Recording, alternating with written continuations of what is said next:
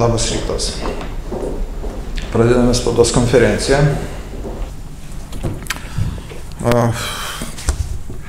kurioje aptarsime jau prasidėjusi įvykį, tai yra po 50 000 parašų rinkimo, kad įpareigoti Seimą skelbti, nagrinėti du įstatymus. Visų pirma, tai pernai lapkričio 26 dieną priimta užsieniečių teisinės padėties įstatymo pakeitimų, panaikinimą šių pakeitimų ir Seimo įpareigojimą svarstyti konstitucijos pakeitimą dėl 300 000 barjero sumažinimo iki 100 000 tam, kad skelbti tautos valia referendumą, tų piliečių valia referendumą, kurie už tai pasisako, ir nustatyti, kad referendumų priimami sprendimai gali būti keičiami tik tai referendumu.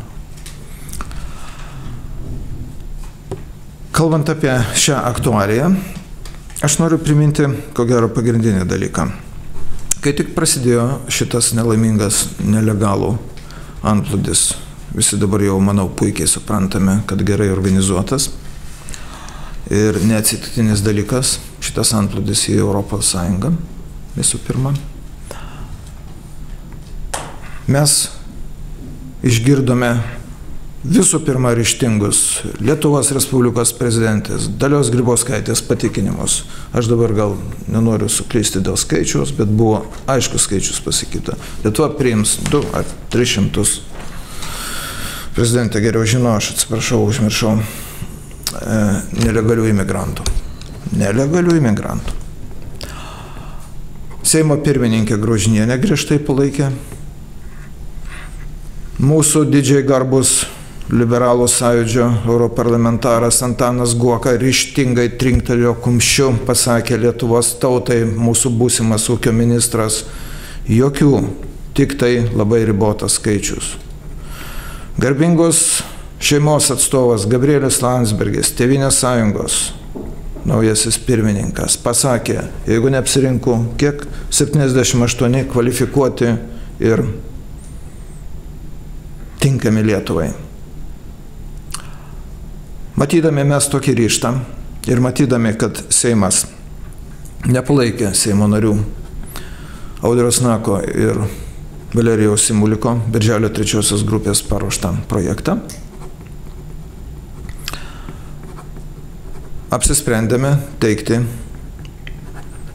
šiuos įstatymų panaikinimus, deja priversti Seimą įpareigoti 50 000 parašų, piliečių parašų, kurie renkami VRK nustatytose lapuose ir elektroniniu būdu. Tai ir darysime, tai ir vyksta prie šito būrio pilietinę pareigą ir atsakomybę dėl valstybės suprantančių žmonių. Politinių partijų ratas plečiasi. Todėl šiandieną, matydami šį įvykį, mes pristatome Birželio 3 grupės kreipimąsi, su kuriuo norėčiau jūs supažindinti. 2015 m. lapkričio 26 d. Lietuvos Respublikos Seimas skubos tvarka neapdairiai priėmė įstatymą dėl užsieniečių teisinės padėties įstatymo pakeitimo. Lietuva įsipareigojo žaibiškai priimti, aš jau valandas nebeskaičiuosiu, visi žinot, 24 valandos, dar kažkiek ten galima pratesti, kai kuriais atvejais keletą dienų. Žaibiškai priimti ir visokeriopai globoti bet kurį nelegalų atvykėlį, teroristą ar neteroristą, net netraukti jo baudžiamojon atsakomybėn. Priminsiu savo kuklę nuomonę, baudžiamojo kodekso nuostatos numato atsakomybę už nelegalų Lietuvos sienos kirtimą ir asmenims tiem, kurie padeda tai daryti. Šitiem net atsakomybė iki 6 metų laisvės atėmimo. Nelegalių atvykėlių teisės prieš pastatomos Lietuvos piliečių teisėms, todėl galimai pažeidžiamas Lietuvos Respublikos Konstitucijos 135 straipsnis, įpareigojantis mūsų valstybę užtikrinti šalies saugumą ir nepriklausomybę, Lietuvos piliečių gerovę ir pagrindinės jų teisės bei laisvės. Visą tai Konstitucija nustatė mums. ES prezidentas Donaldas Tuskas paskelbė, kad Šengeno zona gali subirėti per 2 mėnesius. Tačiau dėl šios grėsmės realių sprendimų ES vadovybė vis dar nepriima. Lietuvos piliečiai savo siūlymais ir sprendimais turi aktyviai dalyvauti valstybės kūrimo ir vystymo darbuose. Tam trukdo senstelėjusi konstitucijos nuostata dėl 300 000 piliečių pritarimo referendumo inicijavimui. Pridursiu, kad šitoje situacijoje valdžia turi nesėdėti krūmuose, aš atsiprašau už tą įsireiškimą, bet atsiremti į tautą. Tik tada galimi dalykiški sprendimai, stiprūs sprendimai, rimti atsakingi sprendimai Lietuvos valstybės vardu. Būtų labai gerai, jei referendumai taptų nuolatinė mūsų pilietinės visuomenės veikla. Birželio 3 grupė nuoširdžiai kreipėsi į visas Lietuvos politinės partijas, visuomeninės organizacijas, profsąjungas, religinės ir nereliginės bendruomenės, sambūrius, piliečius ir žiniasklaidą. Žiniasklaida taip pat. Telktis bendram darbui, surinkti po 50 000 Lietuvos piliečių parašų VRK išduodamuose lapuose, įpareigojant Lietuvos Seimą neatidėliotinai svarstyti šiuos įstatymų projektus. Pirma, dėl 2015 m. lapkričio 26 d. priimto Lietuvos Respublikos įstatymo dėl užsieniečių teisinės padėties įstatymo pakeitimo pripažinimo netekusių galios. Antra, dėl Lietuvos Respublikos konstitucijos 9 straipsnio pakeitimo, nustatant, kad referendumas skelbiamas, jei jo reikalauja ne mažiau kaip 100 000 piliečių turinčių rinkimų teisę ir kad referendumo priimti sprendimai gali būti keičiami tik referendumu. Kreipimąsi Birželio 3 grupės vardu pasirašo signataras Zigmas Vaišvila ir Seimo narys Audrius Nakas.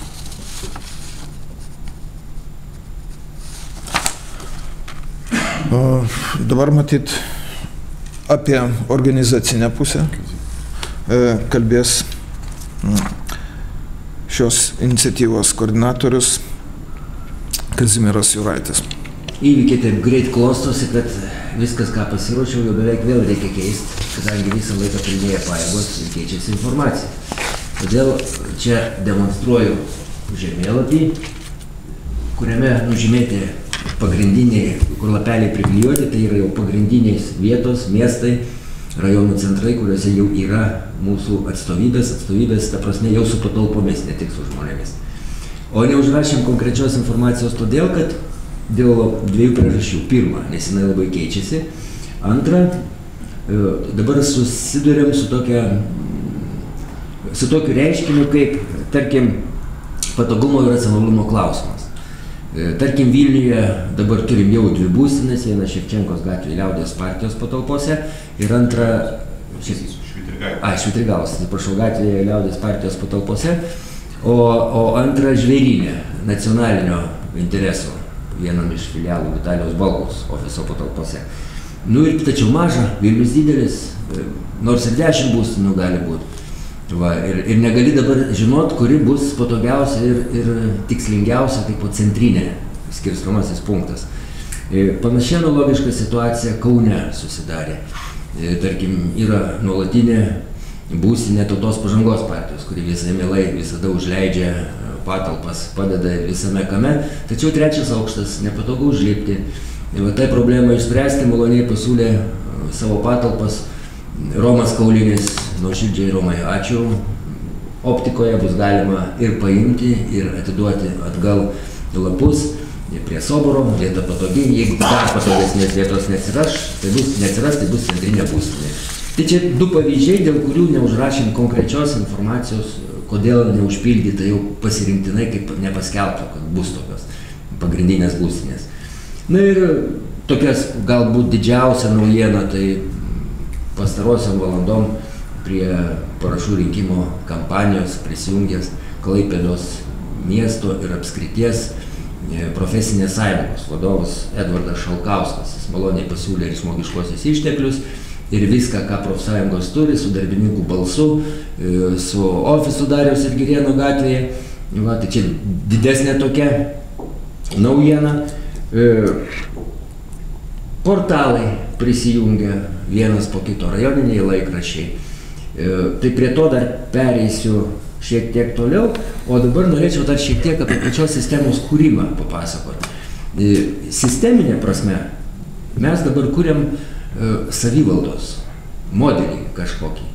Tame mus konsultuoja vienas iš Tarybų sąjungos kibernetikos tėvų, disidentas, tremtinys, docentas Algirdas Šukys. Tais laikais dar, kai buvo kibernetika LŽ nauka, tai yra melagingas pseudomokslas. Jau tada jie ten bandė kurti ir Lietuvoje bandė įgyvendinti tuos dalykus. Tai vat jie mokslininkai teigia, kad be atgalinio ryšio, nesvarbu ar tas būtų Tarybų sąjungos modelis kaip didelės sistemos, ar Europos sąjungos modelis, ar va tokios va kampanijos kaip mūsų sistema, bet galinio ryšio, tai yra nuo apačios, jeigu nėra ryšio atbulinio.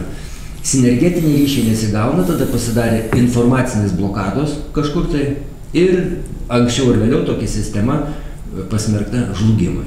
Tai va, o kad iliustruoti, kad mes einam teisingų kelių ir kaip tą dalyką suaktyvinti, kad mūsų sistema veiktų, tai galėčiau paminėti Radviliškio atstovų Vytauto Burbulio atvejį. Jis nelaukdamas, kol mes pradėsim iš viršaus, iš centro, jis iškart ten suorganizavo pats štabą, neduoda ramybės, mums kiekvieną dieną skambina, kaip daugiau patobulinti. Dar pas mus neišėjo šitas kreipimasis, o Radviliškio laikraštį jau išėjo kreipimasis, taip kaip žmonės suprato. Vat, šitai akcijai mobilizuoti ir pradėti rinkti parašus. Ir prie to prisijungia Radviliškio laikraštis ir žiniasklaida tokiu būdu aktyvuojasi visiškai iš kitos pusės. Tai mums belieka tik tai tą optimalizuoti ir kad sinergetinius pastovius ryšius nustatyti, kad ir iš viršaus, ir iš apačios eitų informacija vienu metu. Dar kaip pavyzdį tada optimizavimo tokių procesų, tada paminėčiau irgi patį pirmąjį laišką Dariaus iš Pašilainių, man atrodo, iš Kauno kažkurio tą rajonę, nepamenu kurio. Sako, aš Darius toks ir toks, noriu dalyvauti kompanijos. Iš pavardės aš pamenu, kad jis kažkur bus duomenų bazėje, nes prisimenu. Tačiau optimizuojant tos dalykus, įsivaizduokit, kaip sunku bus Elonai mūsų iš naujo, tai yra suderinti, mesgi neturim resursų, tai yra programų automatizuotų, kad galėtume pamatyti, ar yra tas vardas ir pavardė jau mūsų duomenų bazė iš anksčiau, ar nėra. Todėl maloniai prašyčiau, visi, kurie rašo į sprendimas 2016, siūlydami savo paslaugas, nurodyti visus savo kontaktinius duomenis, telefonus, adresus, gmailus, kad mes galėtume ne tik lyginti, bet ir iš naujo suderinėti tą duomenų bazę. Iš to žemėlapio, kur trūksta baltos dėmės, iš viso, kur nėra. Tačiau netgi ir tas, kas jau yra, tai yra tik užuomazgos, o kaip minėta, geram veikiančiam modeliui sukurti reikalinga maksimalus skaičius tiek atstovybių, kad būtų visiems žmonėms prieinama ir patogu, tiek ir maksimalus skaičius žmonių. Dėl pačios sistemos dar optimizavimo, kam reikia kuo daugiau žmonių? Nu, paminėtinas pavyzdys Kipro Valentinavičiaus. Jis pasiaukojimą rinko, jisai surinko per žemės referendumą apie 1000 parašų, ten jo grupė surinko apie 4000. Bet jeigu mes sukursim nuolat veikiantį modelį ir būtent eisim ant paskirų žmonių pasiaukojimo, tai ir anksčiau ir vėliau jie išsenins, nusenins ir tie nebegaliniai tie žmogiškiai resursai ir energija, ir finansiniai ištekliai. Todėl daug optimalesnis variantas, jeigu daug žmonių dalyvauna, bet su saikingais, bet pastoviais pastangomis ir tada stabilesni rezultatai. Daugmaž tai yra viskas, ką dabar papasakojau. Kitą savaitę mes būsim jau pasiruošę pateikti konkrečius sąrašus, jau su pradiniam, turėtume jau gauti iki to laiko atbulinį ryšį iš žemės referendumininkų, kurie jau sutinka būti konkretus su patirtim žmonės ir jau pradiniai atstovai, tai mes jau būsime pasiruošę sekančią savaitę su konkrečiais adresais, kontaktais pateikti, kad žmonės artimiausių pasiekimą, reiškia, žmogų galėtų įsiregistruoti. Ir dar jeigu jau vis tiek kalbu, tai dar norėčiau į klausimą vieną, kurį gavau, jeigu galima atsakyti. Ir raštu gavau vieną klausimą, ir 2 jau telefoninius skambučius. Sako žmonės, ką daryti prie žemės referendumus, o policija po to tampa. Bijo žmonės, kai kurie, ne visi, bet bijo, natūralu. Tai jeigu juokais, tai aš visą laiką sakau, tai pirmą kartą tik baisu, o paskui priprasit, bet čia juokais, o tam, kas supranta juokas. O šiaip jeigu rimtai, tai aš manau, kad mes darom didžiulę paslaugą mūsų valdžiai, tiek Seimui, tiek vyriausybei. Nes iš esmės sisteminiu požiūriu žiūrint, ką mokslininkai sako, jie pakliuvę yra į valdymo krizę. Ir iš jos išlipti, išbrist, be tautos pagalbos vargu, ar jie sugebės, naudodamasis tais pačiais metodais, kuriuos ta pati sistema ir sukūrė. Ir mes jiem iš esmės siūlome kaip gelbėjimo ratą, kaip vieną iš savivaldos tokių modelių, kurie, manau, kad labai greitai jie supras, kad mes jiem netrukdom ir netiminėjam iš jų lovio kažkokio tai, bet mes iš esmės ir metam gelbėjimo ratą.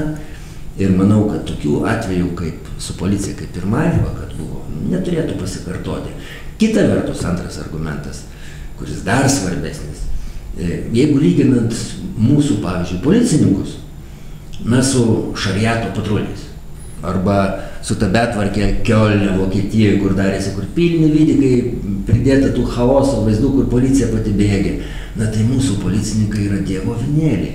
Tai jeigu ir iškviečia tuo požiūriu, tai tik džiaugimės, kad mes turim galimybę dar su jais pabendrauti, pasidžiaugti taikumu ir supratimu. O šiuo metu vykdo tik savo kaip sistemos sraigteliai savo pareigą, tai jau nereikėtų visai bijoti ir skaitau viskas normalu. Tai tiek, kas norėjau pasakyti. Ačiū. Pabaigdamas galbūt Kazimiero mintį dėl atsakomybės, tai labai rimtą argumentą. Štai plačiai pareklamuota pirmoji irakiečių šeima atvykusi į Lietuvą. Tai padaryta vyriausybės sprendimais iniciatyva. Ir baudžiamojo kodekso labai konkretus straipsnis užtraukė baudžiamąją atsakomybę mūsų vyriausybės atstovam, kurie tai darė. Toks baudžiamasis kodeksas, jis nepakeistas. Ir prieštarimas tarp tų 2 įstatymų, užsieniečių teisinės padėties ir baudžiamojo kodekso akivaizdus, tai mes ir policijai galim paaiškinti, ir prokuratūrai, kad mes norim net ir valdžią išgelbėti nuo baudžiamosios atsakomybės, panaikinti tą nevykusį įstatymą. Juokas juokais, tačiau jeigu žiūrėti rimtai, tai vis tik turime suprasti vieną: valdžia ir žmonės turi būti vieningi.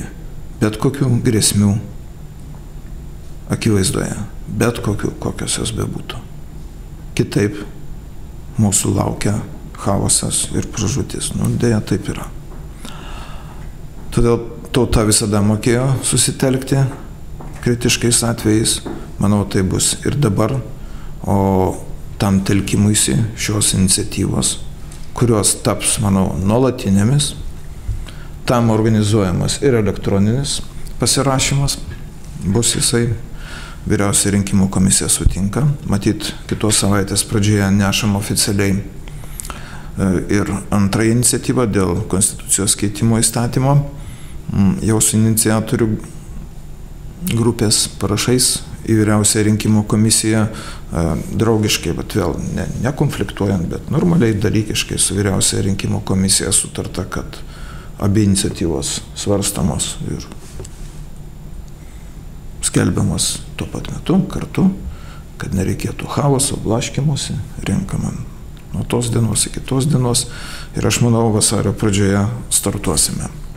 Dėl to tą kreipimąsi, kurį aš dabar pagarsinau, visų pirma, aš noriu adresuoti labai nuoširdžiai Birželio 3 grupės vardu, visų pirma, didžiosiam Lietuvos politiniam partijom. Visom, be jokių išimčių, be jokių emocijų. Suprantam atsakomybę, suprantam. Prisidėkite prie mūsų kreipimosi ir parašų rinkimo. Nesimuliuoti, nepaimti lapus, palaikyti su vienu parašu garbingų partijos pirmininko. Lapė yra daugiau vietų. Dėl to tikimės tikrai dalykiško ir geranoriško ir žiniasklaidos dėmesio. Tačiau yra ir naujai besikuriančių darinių, todėl noriu pakviesti Giedrių Kochanką, Birželio 3 grupės koordinatorių, pateikti dar papildomą informaciją. Kaip žinia, sausio 10 dieną įsikūrė Lietuvoje nauja politinė partija, nauja nesisteminė partija ir reaguodami į šį įvykį Birželio 3 grupė nori tiesiog paskelbti savo kreipimąsi į šią partiją. Birželio 3 grupė nuoširdžiai sveikina Nijolę Giedraitienę, naujosios partijos NPD, neapmokestinamųjų pajamų didinimas pirmininkė ir visus partijos narius. Džiaugiamės, kad naujai įsteigtos NDP pagrindinis siekis visiškai sutampa su Birželio 3 grupės tikslais ir uždaviniais, kurie tampa bendraminčiams pagrindų telktis darbais. Suprasdami, kad Lietuvoje dominuoja užsienio banko ekonomistų nuomonė, kviečiame dirbti drauge. Lietuvos Respublikos televizijos eterio prieinamumas Nagliui Puteikiui stiprina mūsų visų galimybės. Tik susitelkę galime atsverti šią sisteminių partijų gyvendinimą politiką ir tikėtis, kad žmonės pagaliau patikės savo valstybę ir ją didžiosios. Pranešimą pasirašo Birželio 3 grupė.